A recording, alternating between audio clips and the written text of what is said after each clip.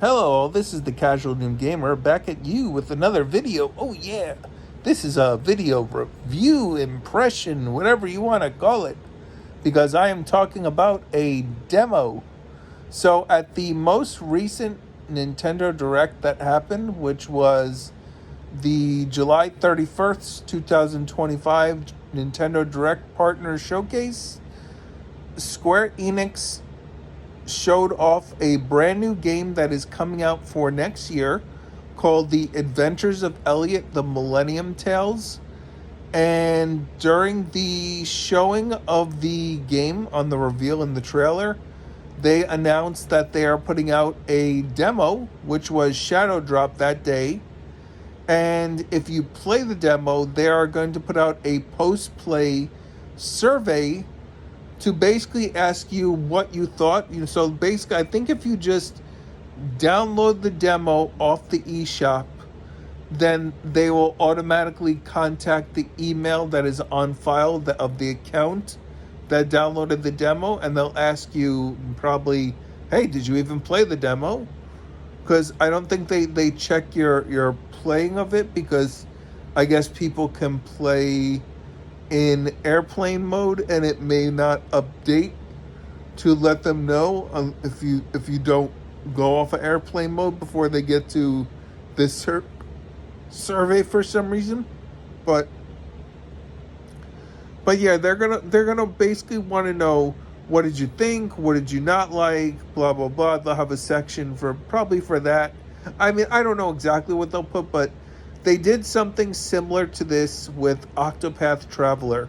When Octopath Traveler, it was called Project Octopath Traveler at the time, when it first was, not when it first was announced, but during one of the announcings of it when they talked about it at one of the directs, they announced a demo. It was called the Prologue demo for Octopath Traveler, I remember. And if you downloaded the demo, they contacted you from Square and said, hey, what did you think of this? We'd like your feedback. And what they do is, with these surveys, they take feedback very seriously to say, okay, how can we make this game better? What did people not like about it? So basically, what I'm gonna say at this survey that they're gonna send out, I'm basically going to be putting kind of in this impressions review. So that way I kind of have it, for the review for you guys, so you can know about this. First off, the game looks beautiful. It is an HD 2D action RPG. And the art style that they use in this game, like the backdrops, the way the buildings look, the way the water look, the way the landscapes look, everything is just like shimmering and glistening with it looks like, jewelry, like just shimmering and glistening. Everything looks very beautiful. It's got that HD 2D look.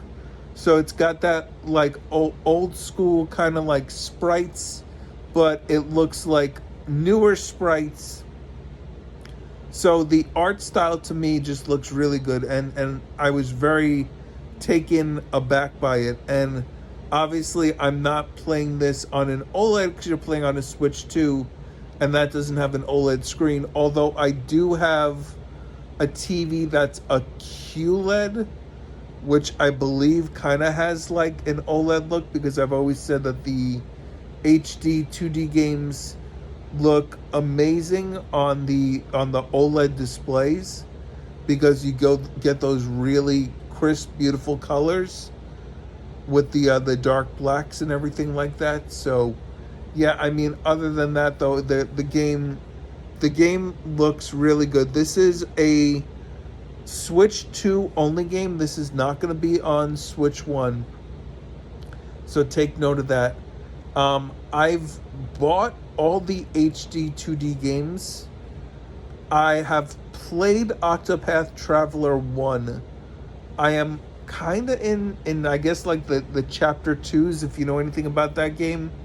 So I've gotten that far. I kind of got a little deterred because the leveling kind of, I guess, like scales, and it scaled to a point where I took one of the missions or chapters that was a little above my level, so I'm gonna have to do some grinding, although I very much enjoy that game.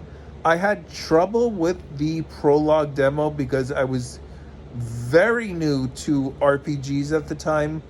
And even though I kind of knew that you have to grind in an RPG, I kind of just, with the Octopath prologue demo, I just went straight to the boss and was very under-leveled and got destroyed. And from some advice from the community on YouTube, I was told, hey, why are you not grinding and leveling up? And I was like, I don't know, why am I not? So anyway, so I didn't notice any real levels in this one. Everything looks like it's there's no RPG style levels, like, you know, the number of levels that you would have to grind up for. So I didn't notice that in this. This is an action RPG. So you're basically swinging. You have a main attack, which is most likely your sword. And then you have a secondary attack. You start with bombs. I immediately tried out a bomb. I set one down and then stood next to it when it exploded, and I took damage. So there is basically, I guess, what you would call friendly fire. So you will take damage on your bombs. Be careful. There is a lot of ability to collect stuff, items in the environment. They have like something called magicite, which is basically like different items that enhance your already abilities that you can put together, and you can put like a bunch of magicite together, and then they have like certain magicite will have more basically, I guess you would say, like cost, like for example, you have like I believe you had like 25 was the number of basically the cost that you could use to put stuff in a box together, to put a bunch of magicite, to put a bunch of like enhanced abilities together. And certain abilities have more cost. So if you go over the 25, you can't add anything more to your basically your magicite box. And you can make multiple magicite boxes that you can save as like a set, and then you can put different sets. So if you're accumulating as you're playing these different magicite things, like some things were like you would have more attack power, or you would have like something like you would charge up faster with certain things, like certain like kind of like inherent skills that would add to your play style. So you could put like a bunch of those together in a group and then have that as a set. And then you could also switch between the sets freely. So you could have, I believe it was about, I want to say anywhere from 8 to 10 sets that you had that you could go into. And then you also have your fairy that is with you that you control with the right stick, that you could freely move around. And one of the abilities that you start off with is you can warp to wherever your fairy is, which comes in hand because if you want to be able to get to an area, because the fairy doesn't take any damage, if you want to get to a certain area really fast and move to something, or move like behind an enemy to catch them off guard if maybe they're guarding with something, you can do that. You also have a shield that I believe has a durability on it. So there was some sort of bar. I didn't use the shield enough, but you can block and or parry certain enemies, although I really didn't need to block that much. but there's like, I guess, like a perfect block that will stun enemies and stuff like that. So it has a lot of the trappings of a modern day action RPG kind of like. So you have your regular attacks, your secondary attacks. The bombs, you can either drop them, hold them, but as soon as you take the bomb out, it starts to tick down. So like I said, you're going to get hurt if it explodes and you're holding it. So don't do that. Or you could throw it. And there's certain enemies that will just have like an inhaling ability. So if you get too close to them, they'll try to inhale you. Although if you just walk in the opposite direction of the inhale, you can kind of push slowly forward away from it until they stop. For certain enemies, the boss has an inhale. You throw the bomb at it, it explodes, it weakens it, then you could attack it. But with I believe this was the end boss of the demo. The boss had a one-shot kill move that works on you where they send out a wall of water. Now, to avoid this, there are in the area that you're fighting the boss, there's a bunch of lily pads on the ground. And those lily pads will go up in the air above the level of the water that's coming at you. So if you're on the lily pad, you're going to be safe. But the lily pads just go up, and there are so many lily pads that unless you know from seeing the sequence before, I didn't see any indication to know which lily pad was going to go up. And like I said, if you don't get to it in time or know that's about to happen, then you're kind of stuck. I didn't see a way to get the lily pad to come back down that you can go back up again. But like I said, it happened. I got one shot killed a few times, so I didn't beat. I would assume this is the end boss, because it was in a room that had like almost like a throne room key. So the game kind of reminds me of like a top-down 2D Zelda, the way that it kind of plays out. It's not exactly like that with the Zelda, but it has that kind of thing where like you're in a dungeon, you have like rooms that you have to open with keys. You have different things in the environment that you have to do to get to the keys. So I mean, it was definitely a lot of fun. I enjoyed it a lot. I am a little concerned for myself personally, as a gamer, that I did not best that boss, although I'm still gonna go back and see if I can get past it. And just like I'm not really in like I need to like beeline and beat it like mode. I'm in more of examining to know what are, like I said, if there's no indication of what lily pad is going up, then I need to let Square know that in the survey, that hey, you guys have this one shot kill here, and there's no indication of exactly which lily pad is going up, or indication that it's about to go up, unless you've already been killed by this.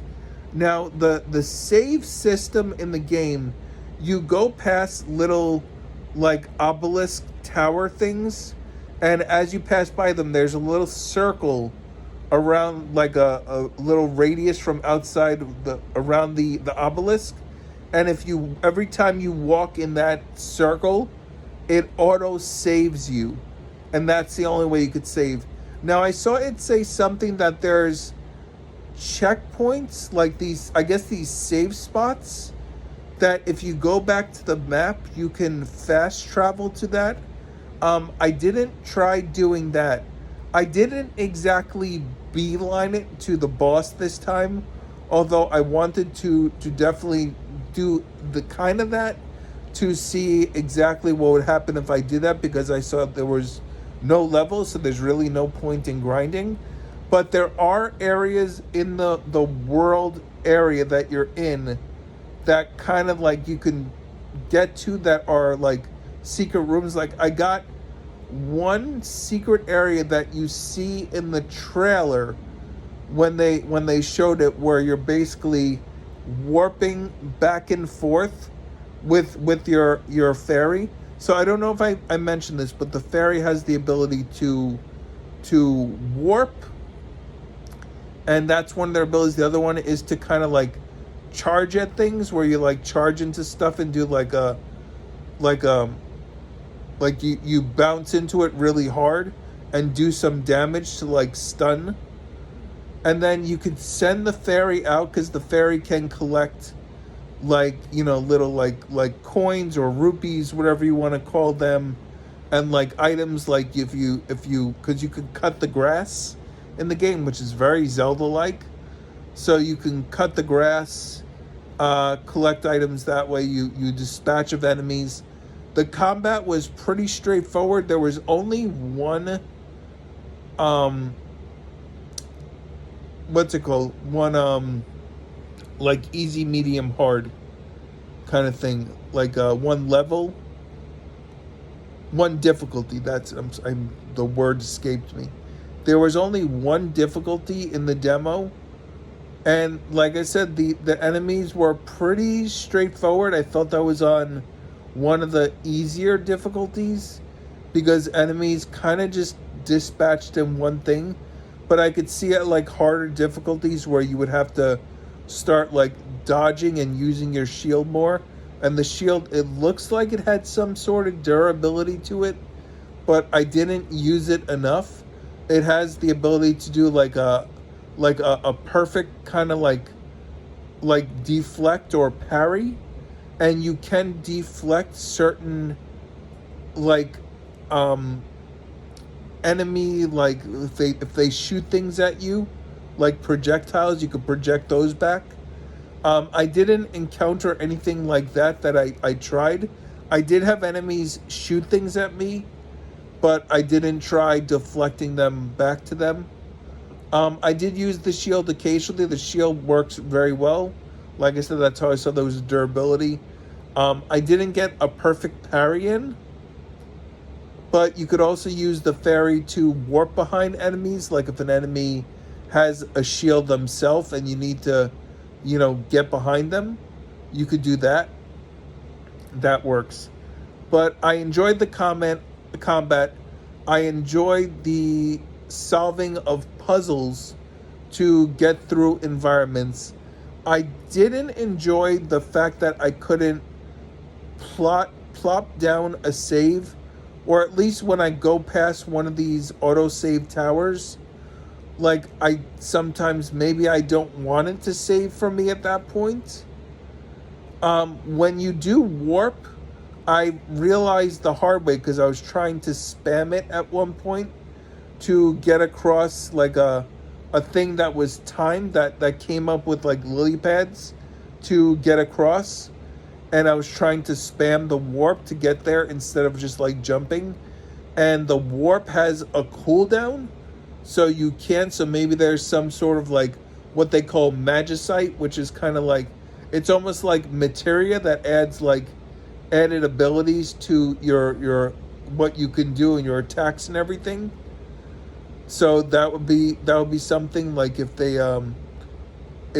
gave you some sort of magicite that would give you a faster cooldown, so you could spam the warp to get to different areas.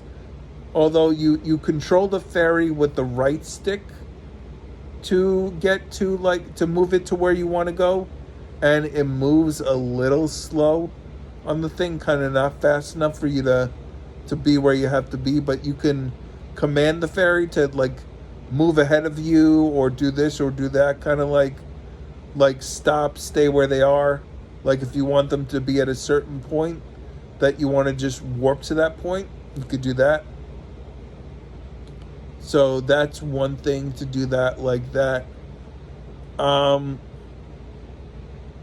Yeah, I mean, that is the Adventures of Elliot, the Millennium Tales. I enjoyed it very much.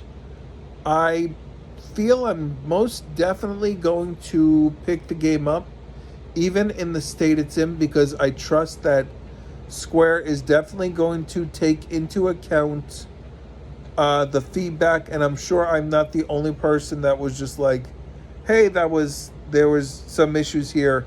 Other than that, the game, I think at this state, honestly, runs pretty good.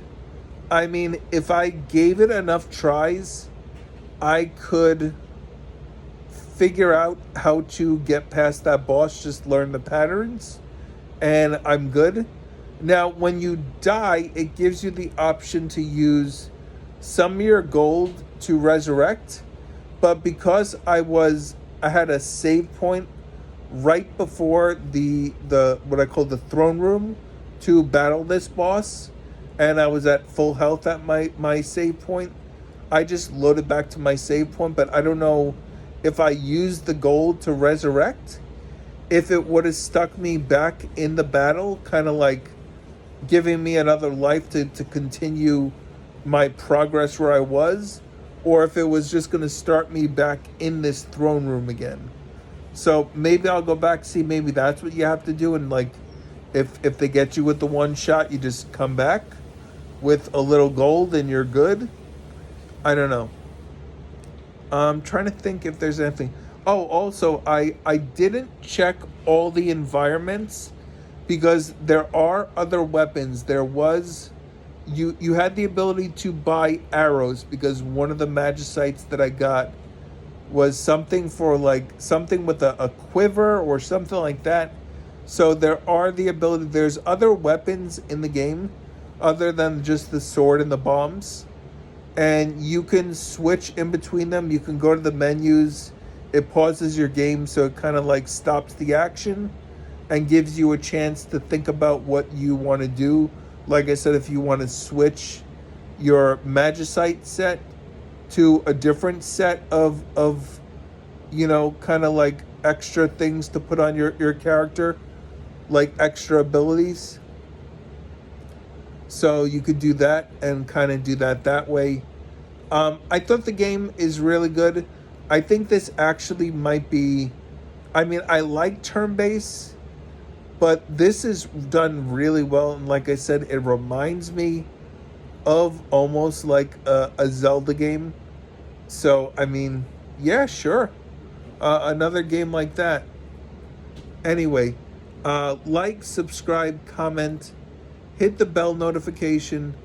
I hope you enjoyed this review for the adventures of Elliot's The Millennium Tales. It is a debut demo. Go on the eShop now, download it, check it out. Maybe Square will contact you and want to know your feedback if you do it early enough. Usually the way that they work is after these demos like this, like in another 3 to 6 months, they will release a demo that will translate over to saving your progress and going into the game so you could start in the game that way. I mean, that's what they've done before. No guarantee they'll do that again. But anyway, I enjoyed this demo. I'm looking forward to this game. And you all have a great rest of your day. Later. Bye.